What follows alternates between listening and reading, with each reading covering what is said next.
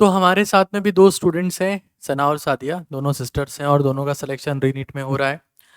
तो एक बार दोनों से बात करेंगे उनको कैसा लग रहा है और हमारी ही की ऑफलाइन स्टूडेंट रही हैं ये। अ, क्या इनका सीक्रेट रहा तैयारी का? तो एक बार पहले सादिया से बात कर लेते हैं। Sadia, how is you feeling and what was your secret of the preparation? Sir अभी तो अच्छा लग रहा है और मतलब एक ही है मैं दैट इज़ मल्टीपल टेस्ट और प्रैक्टिस। तो जैसे अपनी लास्ट टाइम ही बात हुई थी, 2 बच्चों का एक साथ सिलेक्शन, तो पेरेंट्स ने कुछ स्पेसिफिक चीज़ कही कि दोनों का एक साथ हो गया और रसूलपुरा गाँव में तो बहुत बड़ी बात है ना ये? क्योंकि मेरे बहुत सारे दोस्त हैं रसूलपुरा के। तो मतलब हमारे परिवार में आज तक कोई डॉक्टर नहीं बना है हुँ। और हमारे समाज में स्पेशली लड़कों को पढ़ाते हैं, लड़कियों का तो और भी कम है। तो वो उनके लिए ऐसा है कि दैट हम दोनों बहनें हैं और फिर पूरे परिवार में सबसे पहले पूरे गाँव में we are the first doctors.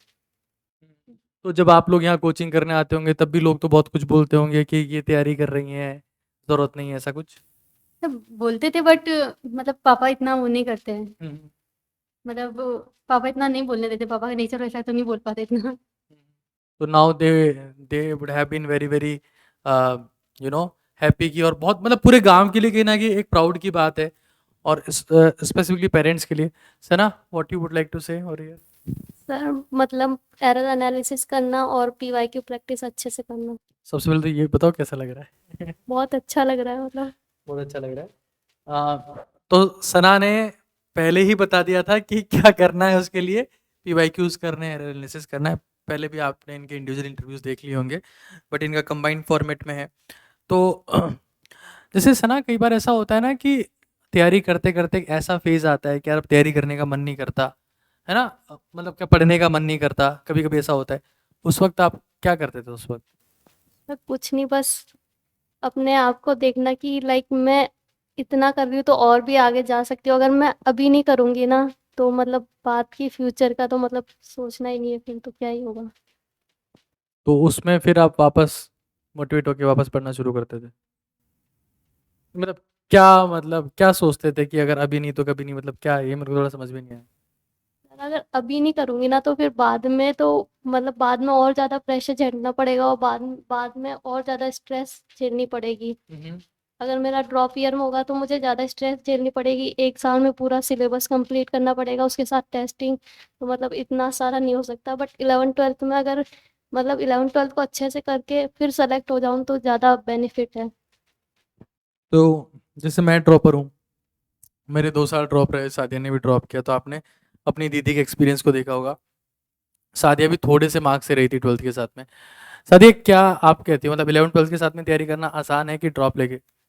फिर ड्रॉप में ज़्यादा टफ होता है। 11th-12th में प्रेशर नहीं होता है, एक्सपेक्टेशंस कम होती है, तो वहाँ पे हम बेटर परफॉर्म कर पाते हैं। ड्रॉप ईयर के अंदर अननेसेसरी बहुत ज़्यादा प्रेशर आ जाता है।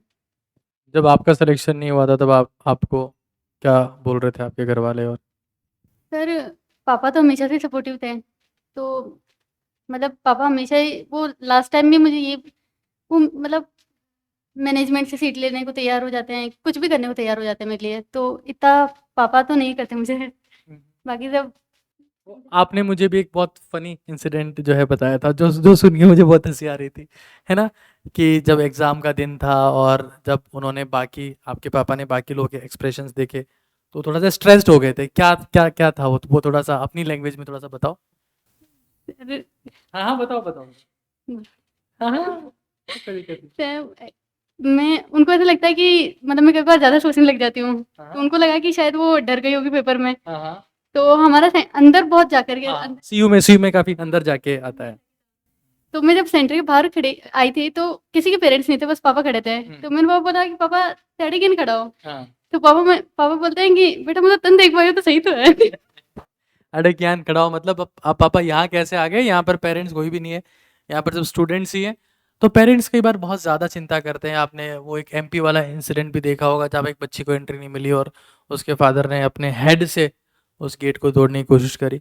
तो parents give their everything for them, और इसलिए हम लोग ये बार बार कहते हैं कि आ, धूप में बाप तपता है, चूल्हे पर माँ जलती है, तब जाकर किसी घर में कोई औलाद पलती है।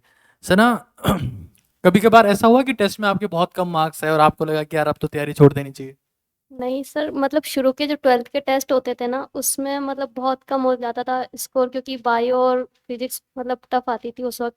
बट टेस्ट का स्कोर करके, एनालिसिस करके, फिर मतलब यहाँ से देखना कि अगर 10 सवाल ये गलत हुए तो अगली बार मतलब 60 नंबर यहाँ से बढ़ सकते हैं अगले टेस्ट में, तो उससे स्कोर इम्प्रूव कर सकते हैं। आपने डेडिकेटेडली एरर कॉपी आप दोनों में से किसने बनाई थी? हाँ, मतलब ये जो रिवेंज के तो मतलब बना रखी है। धुरंधर द रिवेंज टेस्ट सीरीज की बनाई थी, तो उसमें वो कॉपी का पूरी पूरी भर गई थी या फिर एक दो पेज भर के फ्री हो गए? पूरी तो नहीं भरी थी, मतलब सारे टेस्ट की बना रखी है, बट पेजेस नहीं पता है। तो भाई जैसा कि आजकल ऐसा ट्रेंड चल रहा है कि जो ऑनलाइन टीचर्स होते हैं या जो यूट्यूब पर बातें करते हैं, उनके कोई बच्चे सेलेक्ट नहीं होते, तो भाई ये मेरे स्टूडेंट है जिन दोनों का सिलेक्शन हो रहा है। दोनों सिस्टर्स हैं, दोनों की एक्सपेक्टेड स्कोर 600 से ज़्यादा है रीनीट में, जहाँ एग्ज़ाम टफ रहा है। और मैं आपसे फिर वही रिक्वेस्ट करूँगा कि आप इनडायरेक्टली और डायरेक्टली ऐसे लोगों के कांटेक्ट में आने का प्रयास करें पढ़ने के लिए, जो कहीं ना कहीं इस एग्ज़ाम के एक्सपर्ट हैं, इस परीक्षा के बारे में जानते हैं, खुद ने इस एग्ज़ाम को क्रैक किया है। आज हमारे पास में अजमेर में और जयपुर में 22 से ज़्यादा स्टेट से बच्चा ऑफलाइन पढ़ने आता है, और वो इसी दम पे आता है कि उनकी बहुत सारी टेस्टिंग की जाएगी, बहुत सारे टेस्ट वो देंगे और सिंसियरिटी के साथ में तैयारी करेंगे, क्योंकि सिर्फ पढ़ने से सिलेक्शन नहीं होता है, testing is very very very very important. Sana, जो 2027 के एस्पिरेंट होंगे उनको आपकी तरफ से कोई इनपुट आप देना चाहें? कंसिस्टेंटली मेहनत करते रहो 11th 12th में, और 11th को अच्छे वो लोग तो ड्रॉप करेंगे, शायद उनको सादिया ज़्यादा बेटर गाइड कर पाएगी। सादिया? फिर मतलब यही कि मेरी जो मिस्टेक थी कि पास्ट को ज़्यादा नहीं सोचना है। आप पास्ट को सोचती थी बहुत ज़्यादा? हाँ, मतलब मैं बहुत ज़्यादा पास्ट में चली जाती थी, बहुत ज़्यादा पीछे ही चीज़ें सोचने लग जाती थी, तो वो नहीं करना है, बस प्रेज़ेंट में ज़्यादा रहना है। हाँ, क्योंकि प्रेजेंट, भाई प्रेजेंट में आप सोच के कई बार लोग फ्यूचर में चले जाते हैं, कुछ लोग पास्ट में चले जाते हैं। उन दोनों से ना फ्यूचर का कुछ बिगड़ता है ना पास्ट का कुछ बिगड़ता है, क्योंकि आप फ्यूचर भी चेंज नहीं कर सकते और पास्ट भी चेंज नहीं कर सकते, खराब आपका प्रेजेंट होता है। ठीक है, तो ओवर थिंकिंग को अवॉइड करना है, that is very very important, क्योंकि कहीं ना कहीं जो ड्रॉपर वाला बच्चा होता है उसकी लाइफ में रिग्रेट्स बहुत होते हैं कि यार मैंने पहले गलत किया था, पहले गलत किया था, तो वो शायद कहीं अवॉइड करने का प्रयास करना चाहिए। आई wish you all the best both of you, और आप अच्छा करें लाइफ में। क्या आप बनना चाहेंगे आगे जाके? सर्जन। सर्जन? दुर्जन? फिर वही या तो मतलब या तो उसी में जाना है, कार्डियोलॉजी में या फिर न्यूरो सर्जरी में। चलिए, न्यूरो सर्जरी या cardio surgery, surgery surgery and surgery, तो I wish you all the best both of